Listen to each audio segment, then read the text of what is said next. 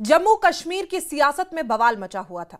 जी हां, हम बात कर रहे हैं आरक्षण की। आरक्षण कोटे पर उमर कैबिनेट के फैसले को लेकर सूत्रों के हवाले से बड़ी खबर सामने आ रही है। खबर यह है कि ओपन मेरिट का कोटा बढ़ाने के लिए ईडब्ल्यूएस यानी कि इकोनॉमिकली वीकर सेक्शंस और आरबीए यानी कि रेजिडेंट्स ऑफ बैकवर्ड एरियाज के कोटे में कटौती का फैसला हुआ है।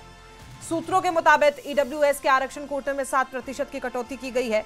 ईडब्ल्यूएस का कोटा कम कर 10 से 3% तक कर दिया गया है। वहीं आरबीए का कोटा 3% घटाकर 10 से 7% तक कर दिया गया है। सूत्रों के मुताबिक सरकार ने आरक्षण पर कैबिनेट उप समिति की सिफारिश के आधार पर यह फैसला लिया। ईडब्ल्यूएस और आरबीए का आरक्षण कोटा ओपन मेरिट के लिए नौकरियां और सीटें बढ़ाने के लिए हुआ है। सूत्रों के मुताबिक नौकरियां और एडमिशन में ओपन मेरिट के लिए मिनिमम 40% सीटें रहेंगी। सूत्रों के मुताबिक कैबिनेट ने वर्टिकल रिजर्वेशन कोटा 50% करने का फैसला किया है। सरकार को इंतजार है कि उसके फैसले पर उपराज्यपाल की मंजूरी का, जिसके बाद ही आरक्षण में बदलाव की पूरी तस्वीर साफ हो जाएगी। पिछले कुछ समय से आरक्षण का मुद्दा जिस तरीके से जम्मू कश्मीर में गहराता जा रहा था, उसके बाद कैबिनेट बैठक हुई, उसमें यह अहम फैसला लिया गया। अब सूत्रों के हवाले से जो जानकारी मिल रही है, ईडब्ल्यूएस और आरबीए का कोटा घटा दिया गया है। आपको बता दें कि पहले ईडब्ल्यूएस का जो कोटा था वो 10% था, उसको घटाकर 3% कर दिया है और आरबीए वो भी 10% से घटाकर 7% तक कर दिया गया है। 5 से 6 कैटेगरी है, जिसमें से सूत्रों के हवाले से जो खबर मिल रही है कि इन 2 कैटेगरीज में सरकार बदलाव कर सकती है।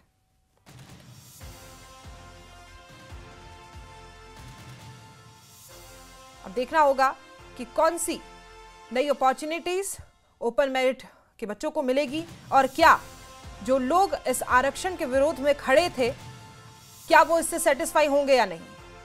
हालांकि नेता प्रतिपक्ष सुनील शर्मा की तरफ से जो बयान सामने आया था कि अगर बदलाव कमजोर वर्ग के लोगों के लिए किया गया तो बीजेपी की तरफ से उनके कार्यकर्ता सड़कों पर उतर आएंगे। तो आरक्षण को लेकर यह खबर है, 2 कैटेगरीज में बदलाव किया गया है। एक ईडब्ल्यूएस है, एक आरबीए है।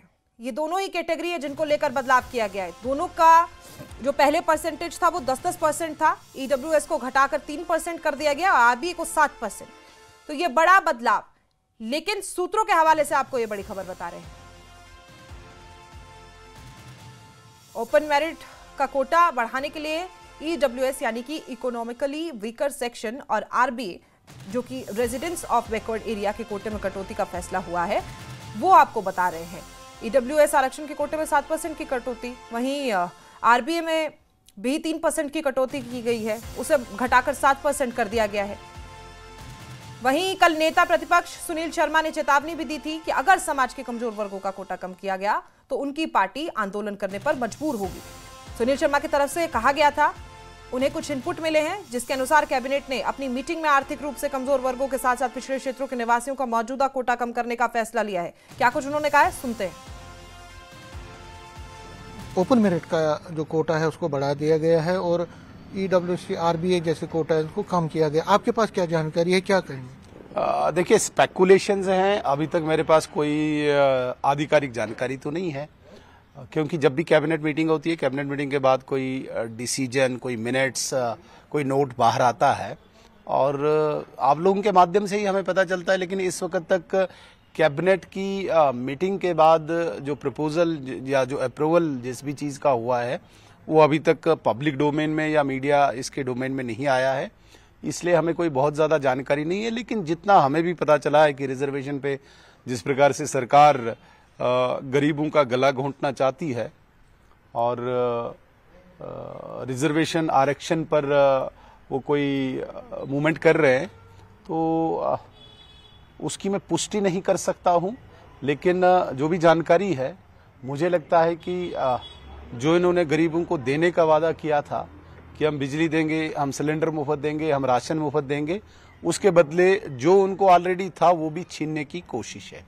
अगर ऐसा हुआ तो आम जनमानस के साथ साथ भाजपा भी इसका विरोध करेगी, लेकिन हम इंतजार करेंगे जब तक न आधिकारिक रूप से कैबिनेट का डिसीजन बाहर आए। मतलब जो आपने सुना है उसके मुताबिक क्या इकोनॉमिक वीकर सेक्शन और आरबीआई में कटौती है? देखिए, मैं फिर कहूंगा, आधिकारिक तौर पे तो मैंने नहीं सुना, लेकिन जो ईडब्ल्यूएस या रेजिडेंट ऑफ बैकवर्ड एरियाज की रिजर्वेशन की कटौती हो रही है, इतना सुनने में आया, लेकिन अभी तक कोई जानकारी नहीं है। मैं प्रतिक्रिया उस वक्त दूंगा जब कैबिनेट की डिसीजन की जानकारी बाहर आएगी। और इसी खबर पर ज्यादा जानकारी के साथ हमारे सहयोगी समीर विक्रम मल्होत्रा बीजेपी स्पोक्सपर्सन और आकाश वर्मा एनसी स्पोक्सपर्सन से मौजूद है। बहुत बहुत स्वागत है आपका। आकाश जी, मेरा पहला सवाल आपसे ही है, कल जब ये मीटिंग हुई थी तो फैसला जो आया था सामने कि कोई बदलाव नहीं किया जाएगा लेकिन ओपन कोटा बढ़ा दिया जाएगा, आज जो सूत्रों के हवाले से खबर मिल रही है उसमें कितनी सच्चाई है? क्या ईडब्ल्यूएस और आरबीआई उनमें छेड़छाड़ किया गया है कैटेगरीज में? आकाश जी।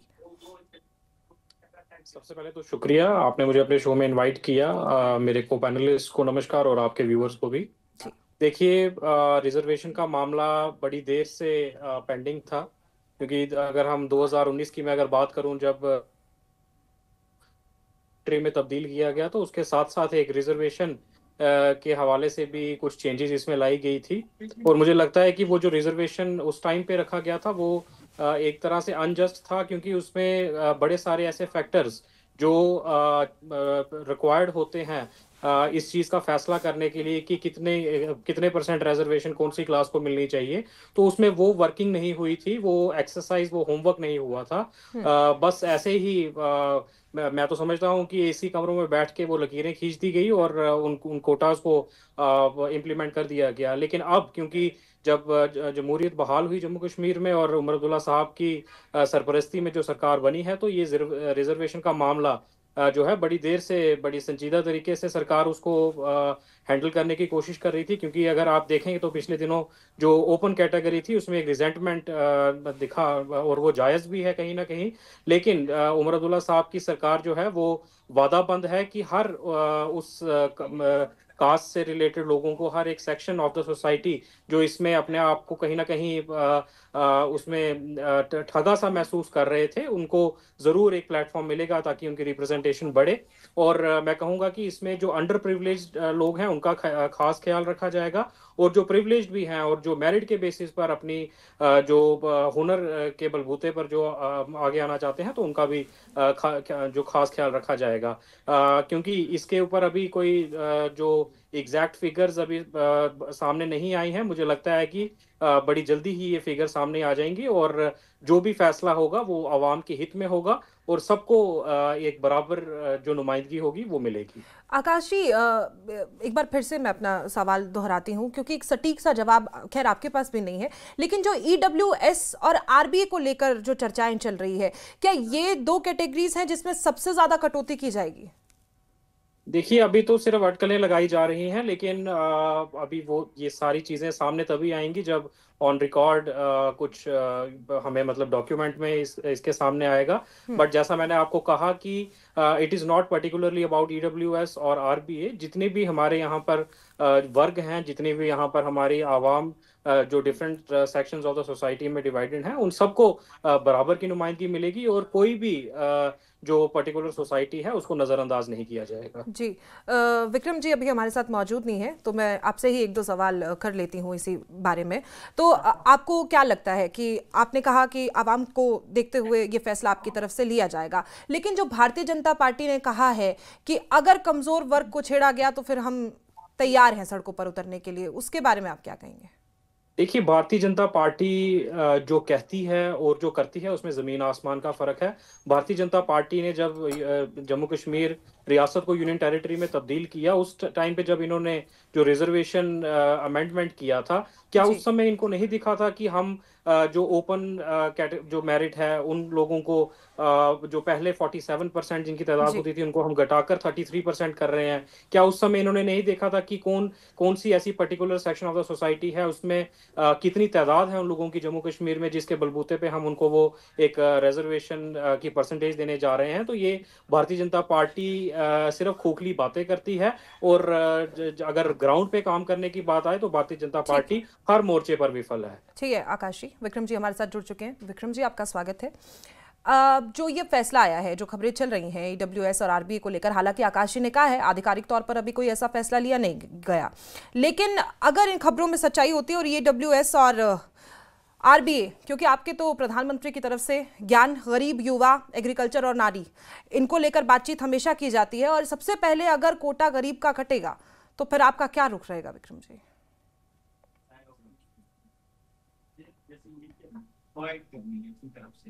जैसे अगर आप 10 बार चेक करो दिन में, आप कोशिश करो 1 या 2 बार आपकी कैबिनेट की मीटिंग जी जो कैबिनेट की मीटिंग की डिटेल सामने आएंगी, कितनी रिजर्वेशन का कहां से कटौती कर रही है सरकार, तो उसके बारे में मुझे लगता है उस समय पे विस्तार से बात कर सकेंगे।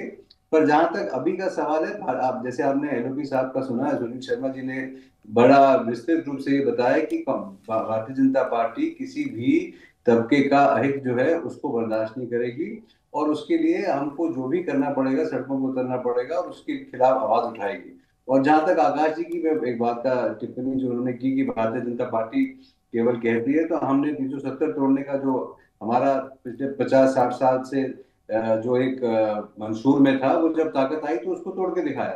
तो भारतीय जनता पार्टी केवल कहती नहीं, करके दिखाती है, और करके दिखाया है इस पूरे देश में। जो जो बातें भारतीय जनता पार्टी ने कही थी वो करके दिखाई। और जहां तक आपका सवाल है, देखिए आपकी सरकार की जो विफलता है वो खाली भारतीय जनता पार्टी उसको उजागर नहीं कर रही है, आपके अपने मेंबर पार्लियामेंट उसको बहुत अच्छे तरीके से लोगों के सामने ला रहे हैं। और यही कारण है कि आज ये जो प्रेशर आपको बिल्डअप हुआ अगारोला की तरफ से, और जो कश्मीर में जो बिल्डअप हुआ, उसके आगे घुटने टेकने पे मजबूर हो गई उमर अब्दुल्ला सरकार। और आज वो आनन फानन में जिस तरह से कटौती कर रहे हैं, और मैं बताना आपके माध्यम से दर्शकों को भी चाहता हूं कि जो रिजर्वेशन है वो एक कॉन्स्टिट्यूशनल मैटर है, वो अधिकार है, और वो आनन फानन में नहीं किया जाता। उसके लिए पूरे जो कॉन्स्टिट्यूशन के प्रोविजंस हैं और जो हमारा संविधान कहता है उसको ध्यान में रख के ही किया जाएगा। और अगर रिजर्वेशन किसी भी तबके की कटेगी तो भारतीय जनता पार्टी उसका विरोध करेगी, खासकर जब गरीब तबका जो इकोनॉमिकली वीकर सेक्शन है, अगर उसके साथ छेड़छाड़ हुई तो यहाँ पे सड़कों पे आपको भारतीय जनता पार्टी उतरती हुई दिखेगी। विक्रम जी, तो मतलब ये कह दे कि आपका कहना है कि कोई बदलाव इस लिस्ट में होना नहीं चाहिए, 5-6 कैटेगरीज हैं, उनको एज इट इज रखा जाए। शेड्यूल्ड ट्राइब्स 20% है, शेड्यूल्ड कास्ट 8% है, अदर बैकवर्ड 8% है, ईडब्ल्यूएस 10% है, आरबीए 10% है, एएलबीआई भी 4% है। तो क्या कोई बदलाव नहीं होगा? ऐसे में तो फिर ओपन कोटा जो रह जाता है उसके लिए तो बहुत कम जगह रह जाती है ना सर। का जो कॉम्पोजिशन है वो ऐसी है कि जब जो पहाड़ी समुदाय एक बहुत लंबे समय से रिजर्वेशन की मांग कर रहा था और वो ड्यू रिजर्वेशन उनको दी गई, अब अगर उसमें कुछ भी कटौती करनी है तो जिस तरह से हमने कहा कि वो किस बेसिस पे की जाती है, क्या क्राइटेरिया बना के की जाती है, तो उसको बीजेपी उसका अध्ययन करेगी और उसके बाद ही आपको आगे की जो भारतीय जनता पार्टी की रणनीति जो है वो देखने को मिलेगी। हम चाहते हैं अगर सरकार सीरियस है इसको करने में, तो वो उनकी क्या अप्रोच रहेगी, किस तबके के साथ वो कैसा सुलूक करते हैं, वो देखना पड़ेगा। जी आकाश जी, क्या लगता है कैसे सुलझेगा ये मुद्दा? देखिए, मैंने जैसे पहले कहा कि भारतीय जनता पार्टी ने 2019 में जो तब्दीलियां की और रिजर्वेशन के हवाले से भी जो तब्दीली की, मैं फिर दोबारा दोहराऊंगा कि ये पार्टी सिर्फ एसी कमरों में बैठ के जो डिसीजन लेने वाली पार्टी है, बल्कि जबकि इनको होमवर्क करना चाहिए या ग्राउंड वर्क करना चाहिए, उसमें ये लोग विफल हैं। मैं इनसे पूछना चाहता हूँ, आज विक्रम मल्होत्रा साहब, जैसे आपने आंकड़े बताए कि पहाड़ी ट्राइब को जो रिजर्वेशन मिला, हम बिल्कुल इससे सहमत हैं कि मिलना चाहिए था। ईडब्ल्यूएस का कोटा भी बढ़ना चाहिए था, जो आरबी है उनको भी मिलना चाहिए था। लेकिन मैं आज पूछना चाहता हूं कि जब इन्होंने ये एक्सरसाइज की तो क्या उस समय इन्होंने उन नंबर्स को कंसीडर किया था? क्या इन्होंने देखा था कि हमारी जम्मू कश्मीर में अगर टोटल पॉपुलेशन इतनी है तो उसमें से कितने लोग हैं जो पहाड़ी समुदाय से बिलोंग करते हैं, कितने लोग हैं जो ट्राइबल कम्युनिटी से बिलोंग करते हैं, कितने लोग हैं जो ओपन मेरिट से बिलोंग करते हैं? ये पार्टी सिर्फ खोखले वादे करने में बड़ी कामयाब है। और मैं आज आपको ऑन रिकॉर्ड बता दूं कि आज उमर अब्दुल्ला साहब की चुनिंदा सरकार है, जो भी फैसला होगा आवाम के हित में होगा। सभी कम्युनिटीज को, सभी रिलीजन को, सभी कास्ट और जितनी भी हमारी कैटेगरीज है, सबको बराबर नुमाइंदगी मिलेगी और सब लोग इस पॉलिसी से जो है वो मुतमईन रहेंगे। विक्रम जी, जवाब दीजिए, कह रहे हैं सबको बराबरी का हक देंगे, किसी को नाराज नहीं करेंगे। देखिए, बराबरी का हक तो जो उमर साहब की पिछले 4 क्या दिनों किया था, की किसके बलबूते पे वो स्टेटमेंट्स, रिप्रेजेंटेशन दी थी? जो स्टेटमेंट्स उमर अब्दुल्ला साहब की हैं पिछले 4 दिनों की, उससे वो समझ प्रतीत होता है, जो उन्होंने माता वैष्णो देवी की जो कंट्रोवर्सी को लेके दिए, उससे समझ में आता है कि बराबरी तो उनकी नजर में कहीं है ही नहीं। वो तो अपने आप को किसी किसी एक खास तबके का चीफ मिनिस्टर इलाके का चीफ मिनिस्टर समझते हैं। उनको किसी और तबके से लेना देना नहीं। उन्होंने तो वाज़ेह कर दिया अपने बयानों से, जिस तरह से उनके पिछले 3-4 दिनों के बयान हैं, बड़े डिसअपॉइंटिंग उनके स्टेटमेंट्स हैं। पर उसके बावजूद मैं ये कहूंगा कि जो रिजर्वेशन जब पहाड़ी समुदाय को दी गई, और आज नेशनल कॉन्फ्रेंस इस तरह से बात कर रही है जैसे लगता है कि वो पहाड़ियों के भी खिलाफ है, वो एसटी के भी खिलाफ है, और वो सिर्फ एक अपना ईडब्ल्यूएस के भी खिलाफ है, सिर्फ अपने इस वक्त सिचुएशन को सेव करने के लिए, क्योंकि एक बड़ा तबका कश्मीर क्या लगता है आपको, क्या फायदा मिल जाएगा उमर जी को ऐसा करके? क्योंकि अगर आप आरक्षण की बात कर रहे हैं, मुद्दा श्राइन बोर्ड वाला तो नहीं है, लेकिन उनकी तरफ से उसमें भी कोई गलत बयान तो नहीं है कि माइनॉरिटी संस्थान नहीं है वो। सर खैर वो मुद्दा नहीं है हमारा। अभी आपको क्या लगता है, क्या फायदा मिलेगा? जिस तरह से वो ये कह रहे हैं कि श्राइन बोर्ड की जो जमीन है उसके पैसे दिए जाएं, उसके बाद वो कह रहे हैं कि ये देखिए, उस श्राइन बोर्ड का जो मसला है बहुत इमोशनल मसला है, उसको एक सेक्टेरियन मसला बनाने की कोशिश नहीं करनी चाहिए।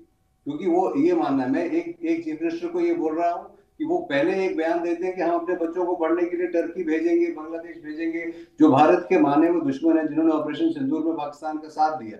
अगर उस तरह से वो अपने एक तरह से वो अपने सेपरेट सॉफ्ट सेपरेटिज्म को पेडल करेंगे, और उसके साथ साथ हिंदुस्तान की सरकार को आंखें भी दिखाएंगे, और फिर आज जो कश्मीर में उनको देखिए, उनको आपको ये समझना पड़ेगा, जो ये बड़ा मुद्दा राहुला ने उनको कहा है, जो एमपी हैं राहुला साहब, उनका ये कहना है कि हम ज्वाइन करेंगे स्टूडेंट्स के रजिस्ट्रेशन। तो उधर अपनी फेस सेविंग करने के लिए अगर वो आनंद फानंद में कोई फैसला, तो उसका अगर वो जनता विरोधी होगा तो भारतीय जनता पार्टी उसका कड़ा विरोध करेगी। ये हम आपको आज आपके माध्यम से देश को और स्टेट के लोगों को बताना चाहते हैं कि भारतीय जनता पार्टी किसी भी सेक्शन को डिप्राइव करने की कोई कोशिश होगी तो उसको बर्दाश्त नहीं करेगी। ठीक है विक्रम जी। आकाश जी, आपको क्या लगता है, आगा रोहिल्ला जिस तरीके से आपका ये गणित निकला है, क्या वो सेटिस्फाई हो जाएंगे इससे? देखिए, हमें प्रिया जी, हमें आवाम को सेटिस्फाई करना है। मुझे लगता नहीं कि हमें किसी विशेष किसी एक लीडर को या किसी एक पार्टी को सेटिस्फाई करना है। हाँ, जहां तक आवाम का मसला है, अगर आवाम हमसे सवाल पूछेगी उसका हम जवाब देंगे। बाकी अभी विक्रम जी कुछ माता वैष्णो देवी की बात यहाँ पे कर रहे थे, मुझे लगता है कि इससे इनकी मंशा और इनकी मानसिकता दिख जाती है। मैं आपको अगर इनको थोड़ा सा पीछे ले जाऊं, पिछले दिनों जब यहाँ पर नायब तहसीलदार की रिक्रूटमेंट की बारी आई तो इन्होंने उर्दू को मुद्दा बनाकर उसे कम्युनल रंग दिया, उसको प्रेजुडिस करवाया, और आज वो मसला जो है वो ठंडे बस्ते में है। वो बेचारे नायब तहसीलदार जो लगने थे वो आज दोबारा से टिकटिकी लगाए देखे बैठे हैं। यहाँ पर जब माता वैष्णो देवी में मेडिकल कॉलेज का सवाल आया, वहां पे जो बच्चे जो अपने हुनर के बलबूते पर आगे निकल कर आए, वहां पर इन्होंने उसको कम्युनल रंग देने की कोशिश की। मुझे लगता है कि भारतीय जनता पार्टी जब खुद सत्ता में होती है तो सत्ता का पूरा आनंद लेते हैं, जब ये विपक्ष में बैठते हैं तो उस समय ये सिर्फ हिंदू मुसलमान करवाने के अलावा इनके पास और कोई एजेंडा नहीं होता। हर चीज में कम्युनल देने का रंग अगर कोई करता है तो वो भारतीय जनता पार्टी करती है। नहीं आकाश जी, तो देखिए ताली एक हाथ से तो नहीं बचती है ना। ठीक है, माइनॉरिटी संस्थान वाली बात ठीक थी, लेकिन टर्की वाला बयान देना और अब ये कहना कि पैसे दे दीजिए, जमीन वापस दे दीजिए, ये भी तो सही नहीं है ना। देखिए, अभी यहाँ पर इन्होंने जो बात की कि जो हमारे उमर अब्दुल्ला साहब ने अगर कोई बात की कि टर्की में जाएंगे या बांग्लादेश में जाएंगे, मैं आपको ये बताऊं कि जो पहले भी अगर मैं हिंदुस्तान की बात करूं तो यहाँ पर बड़े सारे जो बच्चे जिनको यहाँ पर मेरिट के बेसिस पे एडमिशन नहीं मिला करते थे, वो यूजुअली चाइना, बांग्लादेश, टर्की नहीं, तो आपका कहने का मतलब है हिंदुस्तान में कोई ऐसी जगह नहीं है जहां बच्चे जा सकें? ये देखिए, फिर से आप गलत बयान दे रहे हैं। हिंदुस्तान, मेरी बात सुने, हिंदुस्तान में ही, हिंदुस्तान के कायदे कानून में रहते हुए, हिंदुस्तान में जो नीट हमारा जो एग्जाम कंडक्ट करता है उसके बलबूते पर जो बच्चे मेरिट पर आए उन्होंने वहां पर सीटें हासिल की, लेकिन उसको इन्होंने कम्युनल देने का रंग का काम किया। अब मुझे बताएं, अगर कोई बच्चा जिसकी एक्सेप्टेंस हिंदुस्तान में नहीं है तो वो ऑब्वियस सी बात है वो बाहर ही जाएगा। और बाकी अगर बाहर जाके ये कहते हैं कि वो फलाना मुल्क हमारा दुश्मन है, तो वो सवाल इनकी फॉरेन पॉलिसी पे है कि आज 7 मुल्क हमारी जो हमारे नेबरिंग जो स्टेट्स फॉरेन पॉलिसी नहीं ना आकाश जी, ऑपरेशन सिंदूर जो हुआ था उसके बारे में हम जानते हैं, वो विरोध में खड़े थे, वो उनसे दोस्ती तो नहीं निभा सकते। विक्रम जी जल्दी से जवाब दीजिए, समय हमारे पास थोड़ा। ऑपरेशन सिंदूर तो पाकिस्तान के साथ हुआ था ना, मुझे बताएं, मैं नेपाल की बात कर रहा हूँ, श्रीलंका की बात। ठीक है सर, थोड़ा कम समय प्लीज, विक्रम जी से जवाब ले लीजिए। चाइना ये बड़ी विडंबना है नेशनल कॉन्फ्रेंस के उन लीडरों के लिए जो जम्मू बेस्ड है ये, क्योंकि जो एक मानसिकता है नेशनल कॉन्फ्रेंस की, वो जब भी आप इतिहास उठा के देखिए, जब भी नेशनल कॉन्फ्रेंस कॉर्नर हुई है उस वक्त उन्होंने कम्युनल कार्ड खेला है, सॉफ्ट सेपरेटिज्म को पेडल किया है, और देश में खासकर कश्मीर में जो भारत विरोधी ताकतें हैं उनको कहीं ना कहीं ताकत देने का काम जो है नेशनल कॉन्फ्रेंस ने हमेशा किया है। फारूक अब्दुल्ला साहब का एक ओपन बयान था कि I have told my boys to go out for training. तो ये जब भी कॉर्नर होती है नेशनल कॉन्फ्रेंस तो वो इस तरह के बयान देती है। कम से कम उमर अब्दुल्ला साहब जो नई जनरेशन के एक लीडर हैं, उनसे ये उम्मीद नहीं थी कि वो, हम भी चाहते हैं कि जो बच्चे हैं वैष्णो देवी में जिनकी एडमिशन हुई है उस इंस्टीट्यूट में, उसका हल निकले। पर जो वैष्णो देवी इंस्टीट्यूट है खुद में, वो उसका जो पैसा जो आता है, जो लोग श्रद्धालुओं का पैसा आता है, वो श्रद्धा के लिए, सनातन धर्म को आगे लेके जाने के लिए और उनके लिए जो आस्था रखते हैं माता वैष्णो देवी में, उनके लिए फैसिलिटीज और बाकी चीजों के लिए आता है। तो इस तरह की मतलब चीजें उठा के और कम्युनल उसको बना के, मुझे लगता है वो शोभा नहीं देता किसी भी मुख्यमंत्री। ठीक है, बहुत शुक्रिया विक्रम जी। आकाश जी आपका हमारे साथ जुड़ने के लिए। समय हमारे पास इतना ही था फिलहाल, वक्त छोड़े।